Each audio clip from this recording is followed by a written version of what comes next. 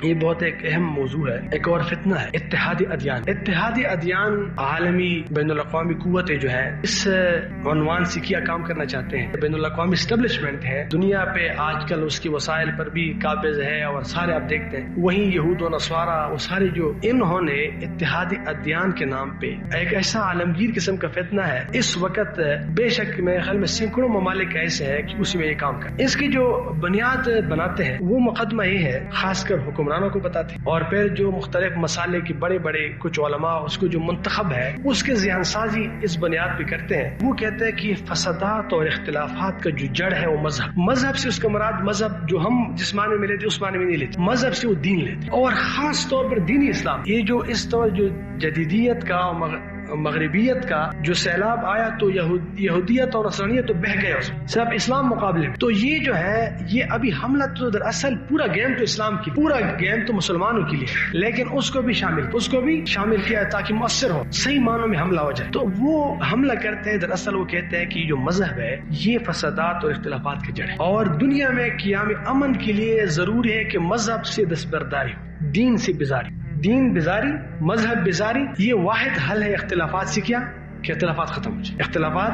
ختم ہو جائے. تو پھر دین کو کون چھوڑنے والا؟ یہ تو نہیں کر سکتے. یہ کیسی ہے اس بات کو آگے پھیلا؟ تو یہ کس دجل سے کام لیتے ہیں؟ تو یہ تو ان کا کیا ہوتا ہے، یہ مقدمہ ہے، یہ بات کو پیش کرتے ہیں ہمارے حکمرانوں کے سامنے، لوگوں کے سامنے. وہ کہتے ہیں کہ دیکھیں اس وقت دنیا میں بڑی بڑی مذاہب ہیں. میں نے بتایا نا کہ مذاہب سے مراد کیا لیتے ہیں یہ لوگ، یہ دین ہے، ادیان ہے اصل میں، لیکن عنوان مذاہب کا لیتے ہیں. تو یہ کہتے ہیں کہ دنیا میں جو بڑے بڑے مذاہب ہے وہ اس وقت جو بہت زیادہ اس کے ساتھ ان کی پیروکار ہے وہ 3 مذاہب، اسلام ہے، یہودیت ہے، نصرانیت. یہ 3 بڑے مذاہب آپس میں، مسلمانوں کی آپس میں بہت اختلافات ہیں، ان کی بھی آپس میں اختلافات ہے. ان کا حل یہ ہے لا الہ الا اللہ پر تو سب کا اتفاق، اس میں تو کسی کے بھی اختلاف نہیں، نہ یہودی اس کے خلاف کرتے ہیں، نہ نصرانی اس کے خلاف کرتے ہیں، نہ مسلمان کرتے. تو یہ تو ہمارا اتفاق کہ لا الہ الا اللہ. تو وہ کہتے ہیں کہ لا الہ الا اللہ میں تو اتفاق ہے، البتہ محمد الرسول اللہ میں اختلاف ہے. کس میں اختلاف ہے؟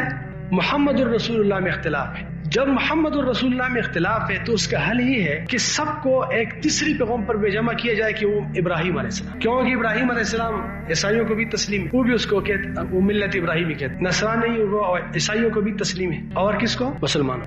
ہم سب اس پہ فخر کرتے. اور وہ کہتے ہیں کہ پورا قرآن کی سورت ابراہیم. اور پھر وہ کہتے ہیں کہ ما کان ابراہیم یہودیا ولا نصرانیا ولکن کان حنیفا مسلما. تو وہ ابراہیم علیہ السلام جو ہے یہ سب ملت ابراہیم. وہ کہتے ہیں یہ ہمارے لیے ایک صلح کا، جوڑ کا، اور امن و قیام امن کے لیے، باہمی محبت کے لیے، فضا کو ہموار کرنے کے عنوان سے، ان عنوانات سے کہتے ہیں کہ ہم اس میں کیا کرنا چاہیے. تو وہ اسی طرح کے اس سے ہمارے حکمرانوں کو گمراہ کرتے ہیں، خطا کرتے ہیں کہ ہم کس لیے کام کرتے ہیں، اس کے لیے کام کرتے ہیں. اچھا، اس کا وہ استدلال کرتے ہیں حلف الفضول سے. تو نبی کریم صلی اللہ علیہ وسلم بعد رسالت کی بھی حلف الفضول کی تائید اور تحسین کرتے تھے کہ اچھا معاہدہ تھا، آج بھی اگر کوئی مجھے دعوت دے تو میں تیار ہوں. تو یہ کہتے ہیں کہ یہ ایک حلف الفضول ہے. اس اچھے عنوانات سے دیکھیں ہمارے لوگ جو ہوتے ہیں، ہمارے حکمران جو ہوتے ہیں، ان بیچاروں کو کیا پتا ہوتا ہے، اس کو تھوڑا سا بھی مزین پیش کر کے کہتے ہیں تو زبردست بات ہے.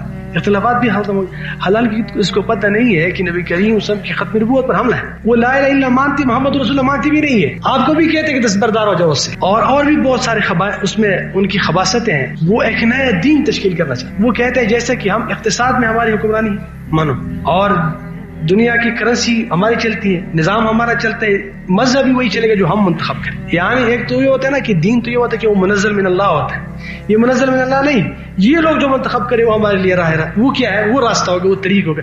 جیسے کہ انہوں نے جمہوری نظام ہاتھ میں دیا تو اس طرح کی کیا کریں گے، یہ نظام دین بھی ہاتھ میں یہ دیں گے، کس طرح کے دین آپ کے لیے ٹھیک ہے، یہ منتخب دین.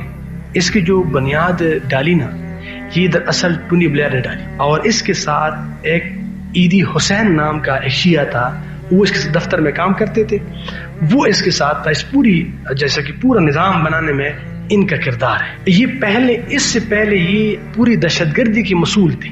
یہ جو ایدی حسین، اس کی مسئولیت کا مقصد یہ ہے کہ اسلام کو دہشت گرد ثابت کرے، مسلمان کو دہشت گرد ثابت کرے. جیسے کہ پورا ایک میڈیا کے زور پہ آپ یورپ میں جائیں، وہ اسلام دہشت گردی کی اس میں پیش کیا، کس طرح کا مذہب. آپ حیران رہ جائیں گے. مختلف کانفرنس کرتے مختلف ممالک، ہمارے پاکستان میں بہت کانفرنس کی، پشاور میں کانفرنس کی، اچھے لوگ گئے. میں خود پہچانتا ہوں جو لوگ گئے اس میں. یہ عنوان رکھتے ہیں بین المذاہب ہم آہنگی. یہ کیا ہے پیچھے؟ یہی شرارت ہے.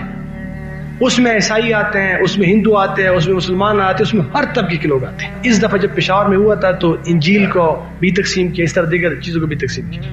تو بہرحال یہ کیا ہے، انہوں نے باقاعدہ پوری دنیا میں بین الاقوامی طور پہ بڑے بڑے سارے اخراجاتی برداشت کرتے ہیں، ان کے انعقاد کرتے ہیں بین المذاہب ہم آہنگی۔ تو آپ لوگ کے علم میں بھی ہو، شاید آپ لوگوں کو بھی دعوت مل جائے، کیونکہ علماء کہیں اس دفعہ پشاور میں اتنے علماء گئے، آپ معلوم کر لو پشاور کے علماء سے ان کی کچھ ادارے بنے ہیں۔ پرسوں کی بات میں حلف الفضول کے نام سے ایک ادارہ ابو ظبی میں بنا ہے، اس کے افتتاح کی، اس میں عیسائی بھی ہوتے ہیں، اس میں ہندو بھی ہوتے ہیں، مسلمان بھی ہوتے ہیں، سب مکس ہے۔ دبئی میں انہوں نے بیت الابراہیمی بنایا ہے، اور یہ بیت السلمی یہ ان کے نام سے بھی ان کے ادارہ ہے۔ الادیان فاؤنڈیشن انہوں نے بنایا ہے، یہ ان کے ادارے ہیں، اور یہ بڑے بڑے کانفرنس کرتے ہیں۔ اور ان کا عجیب کام کیا ایک اور، ابھی دبئی میں انہوں نے ایک مشترکہ عبادت گاہ تعمیر کی، اس میں چرچ، گرجا، مسجد، یہ سب کو کیا ہے کہ بس اس مطلب ہے کہ سب ایک، سب ملت ابراہیمی۔ تو انہوں نے ایک الگ ایک مستقل کیا یہ ان کا منصوبہ ہے، یہ ابھی تکمیل نہیں ہوا، یعنی منصوبے میں ایک منصوبہ ابھی یہ ہے جو زیر تعمیر منصوبہ ہے،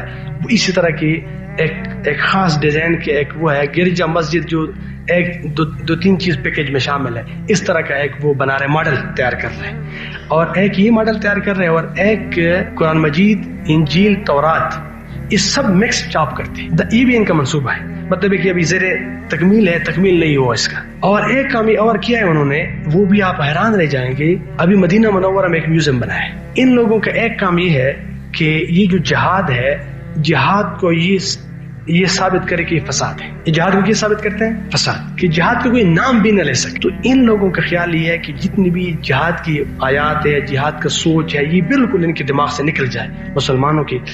تو انہوں نے نبی کریم صلی اللہ علیہ وسلم کی سیرت کو نئی ماڈل میں انہوں نے کیا، وہ نئی ماڈل میں پیش کیا۔ دیکھیں نا، نبی کریم صلی اللہ علیہ وسلم کی سیرت کو آپ بیان کریں گے تو غزوات ہے سارے، اس میں تو جہاد کا شوق پیدا ہوتا ہے، یہ ساری چیزیں ہوتی، اور بڑا ایک زبردست طریقہ ہے۔ انہوں نے سیرت النبی اس ترتیب سے انہوں نے ڈیزائن دیا کہ اس میں حلف الفضول ہے، اس میں یہودوں کے ساتھ معاہدے ہیں، ان کے ساتھ معاہدے، وہ بین المذاہب ہم آہنگی کی ایک تصویر ہے۔ اچھا، اس تصویر کے ایک میوزیم مدینہ منورہ میں بنا ہے۔ ابھی ان کو تو پتہ نہیں ہوتا کہ مسئلہ ہے پیچھے کیا، جن کو پتہ ہوتا ہے اس میں اتنی ضرورت نہیں ہوتی کہ بتائیں اس کو۔ تو مسئلہ ان کا یہ ہوتا ہے کہ ان کو ابھی ان لوگوں نے ایک میوزیم بنایا، باقاعدہ میوزیم اس طرح بنایا ہے کہ اس میں سارے، پہلے میوزیم تھا، میں خود گیا تھا، احد کے پیچھے ایک انہوں نے بنایا تھا، 25 ریال لیتے تھے یہ لوگ، اس میں پوری نبی کریم صلی اللہ علیہ وسلم کی ہجرت سے لے کر، لیکن اس میں سارے غزوات تھے، کہ یہ احد کی نقشہ ہے، یہ خندق کا نقشہ ہے، یہ بدر کا نقشہ ہے، تو سب غزوات ہیں۔ ابھی ان لوگوں نے اس کو بالکل ختم کر، دوسرا نقشہ دیا کہ یہ اسی طرح یہ ماڈل ہے، کہ اس میں کوئی اس چیز کا تصور نہ ہو نبی کریم کی دوسری، کیونکہ نبی کریم کی زندگی کو آپ کسی طرح بھی اس کا نقشہ کھینچ سکتے ہیں۔ تو انہوں نے کہا کہ دیکھو یہ ترغیب دو، اس کی طرف لوگوں کو چڑھاؤ، لوگ غلط گئے، مسلمان غلط جا رہے ہیں، غلط کی طرف جائے، ان کو سمجھایا غلط۔ تو بہرحال یہ لوگ ان چیزوں کے ساتھ پیر کرتی کیا ہے مسلمانوں میں، دیوبند کے علماء سے، بریلیوں کے علماء سے، سلفیوں کے علماء سے، اس سے بڑے جو نام کے کچھ علماء اس کو ٹارگٹ کرتے کہ اس کو لیں، اس کو اپنے کانفرنس میں مدعو کرتے ہیں، تاکہ سب کا ایک ہی پیغام ہو کہ بھئی دیکھیں اس میں کوئی حرج نہیں ہوتا کہ ضابطۂ اخلاق ہو، ایک دوسرے کے خلاف گالی گلوچ نہ ہو، یہ اس میں کوئی حرج نہیں ہوتا۔ لیکن یہ تو فتنہ بازی پیچھے بڑے زہر ہوتے ہیں۔ نام تو جیسے کہ میں نے عرض کیا کہ نام تو لیتے اظہار رائے کی، لیکن اس کی پیچھے پورا کیا ہوتا ہے کہ دین بیزاری کی، کہ آپ دین سے بھی آزاد ہو۔ نام ہوتے ہیں حقوق نسواں کی، پیچھے جب دیکھیں تو پورا ایک تالاب ہوتے ہیں فحش اور عریانی کا۔ تو نام تو لیتے ہیں اتفاق اور اتحاد اس کا،